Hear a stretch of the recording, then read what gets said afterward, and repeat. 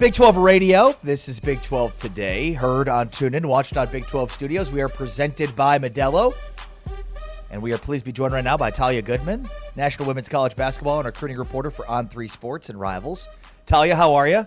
I'm good. How are you guys doing? Doing very well. Thank you. Appreciate your time. Yeah. I'm curious for kind of your overall big picture thoughts of the Big 12 right now. It feels like it's not as good right now as it might be when the season started. It is the most confusing Power Four league, I would say, but also I think the most entertaining. Like I look forward to my Big 12 Wednesdays every week because you just never know what's going to happen. I think a lot of it, why, it might be viewed as a little bit weaker right now, is Iowa State losing its last three, right? But you look at what they're going through with their injury concerns right now, and you hope, obviously, they'll be back to full health at some point, and I think they'll be right on top of the conference again, and obviously in the national picture. Obviously, the SEC, the Big Ten are kind of the big dogs. They're probably always going to be. But the Big 12 is right there. Like, it really is. And I've said this to coaches in the league. I've said this on a podcast I do. Like, I really think it is right there in terms of the talent level. One of the three undefeated teams in the country right now is in the Big 12. So. How legit is that team when you talk about Texas Tech and Bailey Maupin, once again, Big 12 Player of the Week? They're very, very good. I don't know.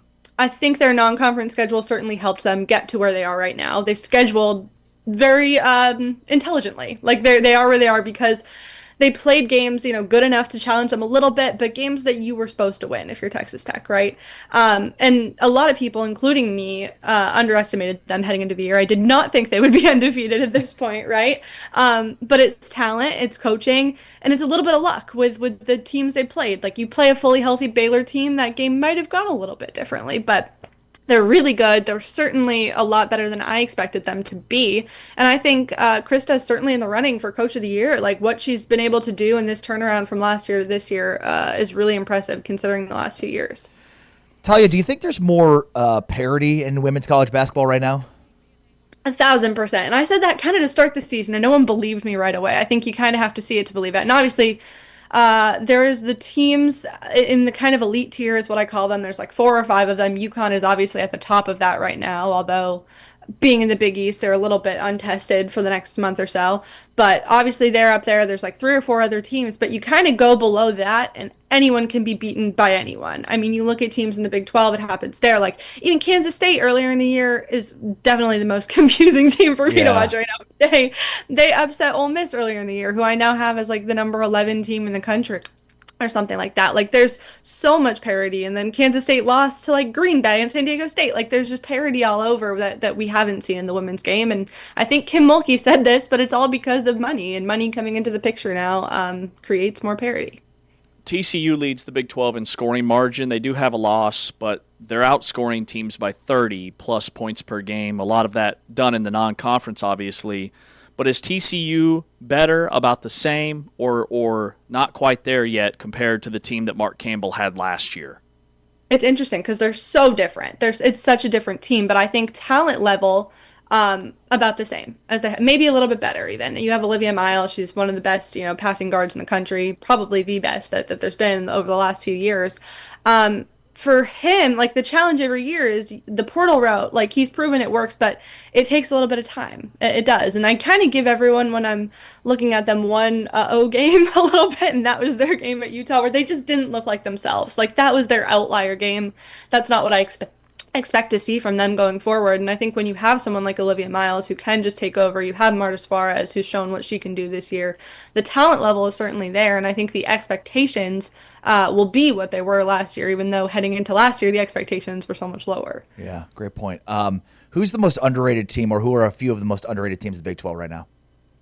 Oh, well, I think people don't talk about West Virginia enough for what they do. I slotted them back into my top 25 this week. I think they earned it. Obviously, Iowa State, like I said, dealing with some injury problems, but beating, Audie Crooks and the team that they have, even without Addie Brown, is still a really impressive feat. Only lose by a couple to Texas Tech. You kind of give them their biggest scare, other than Baylor. And then that win over Duke earlier in the year looks a lot better now. Like Duke is kind of on a run here. And so I think West Virginia, deserves a little bit more of their flowers. And I think even when we talk about Baylor, like people aren't talking about Baylor enough Right. now that Talia Scott's back in the picture. Like they're a legit team. And I think even being at the top of the league, they aren't getting the attention that they deserve. Yeah, that's the team. Talking with Talia Goodman from On3, national reporter for women's basketball.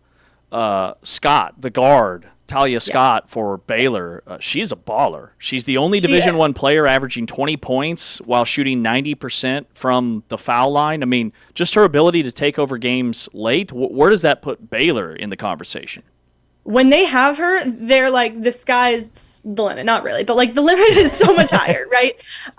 But when they don't, like you see how much it impacts them when she is not on the court. And like that's what I mean. Like I've talked to some people about like just how important these injuries are and how to view teams. And obviously Baylor is not the deepest team in the country. Like she is such a big part of what they do. Her usage rate is really high. They plan a lot around her. And so when you don't have her on the floor, it's a really big deal. I remember her freshman year, she was at Arkansas. She was the leading scorer in the country. Like what she does and the amount of ways she's able to score. And like you said, how she can just take over is kind of invaluable to a team like Baylor right now. We're talking with Talia Goodman here, On3 and Rivals, women's basketball insider and reporter. And Talia does fantastic work in covering women's college basketball. I guess, like, what is the ceiling for the Big 12? It felt like TCU could be a national championship contender last year, and then going into this season, Iowa State started off so good, but now Brown's going to be out for the foreseeable future. So what's their ceiling? What do you think the Big 12 ceiling is, and where do you think they are in the hierarchy of the other conferences? Yeah, I think TCU's ceiling is probably about where they finished last year. Like I'd say the Elite Eight is probably what you should expect of TCU, and we'll see if they get there. Iowa State is one, like it really depends on their health now. It does when Annie Brown comes back, how she comes back, like if she's really 100, But at the beginning of the year, I thought they were kind of in the same boat as TCU, kind of around that Elite Eight picture. I don't think there's a team whose ceiling is higher than that this year. I think probably get like somewhere between 6 to 8 teams in the tournament, if I had to guess, kind of thinking about it now, probably like around that 7 middle mark. But there are some good teams, and there are teams that'll make it past, I think most of them should make it past the first round. Oklahoma State's another one whose ceiling is a lot higher than I think they're showing right now. So if they can get it together, their three-point shooting is elite. So I'll be interested to see how conference play kind of helps. But in terms of where the Big 12 kind of stacks up, like I said, like SEC, Big Ten, they're like the big dogs. They're kind of always going to be. Big Ten is incredibly deep. SEC is like super top heavy, but deep too. And then I think the Big 12 is right there below them. So, Talia, you said 7 you think is the magic number for the Big 12 in the NCAA tournament? Off the top of my head, I'm like thinking about off the top of my head, I think 7, maybe 8. Like I think 8 actually. I think right now I did my Big 12 rankings I'm putting out today actually. I have Arizona State right now at my number 8 spot, and I think they could make the tournament. I do. And I think it would be a really fun storyline if they do.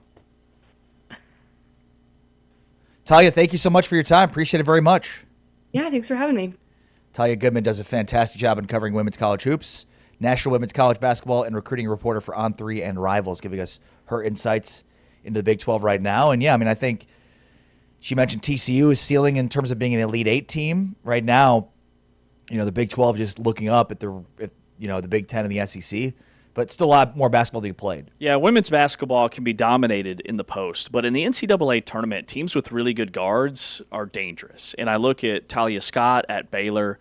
I look at Olivia Miles at TCU, which is why I won't be surprised to see one of those two teams make a deep run in the NCAA tournament, because those two are closers. I mean, late in the game, late in the shot clock, when you have a guard that can get to the foul line, shoot it as well as Scott and Miles do from the stripe, and then with Miles, she makes everybody around her better. And that Utah slip-up all of a sudden doesn't look as bad. Like, they're 4-1 in Big 12 play, 13-4 overall.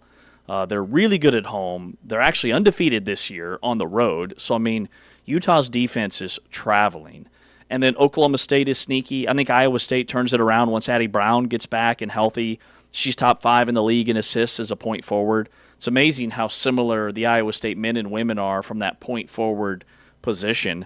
And then Texas Tech, I mean, they're probably a lock right now, to be a top 25 team and probably host a NCAA tournament, regional if they continue on this path. So, the league's got 3 really dangerous teams, I think. Yeah, and some good games on Wednesday, including 14-4 Oklahoma State visiting 11-6 Kansas, Baylor, Utah, both teams 4-1. That one at the Huntsman Center should be a really good one tomorrow night.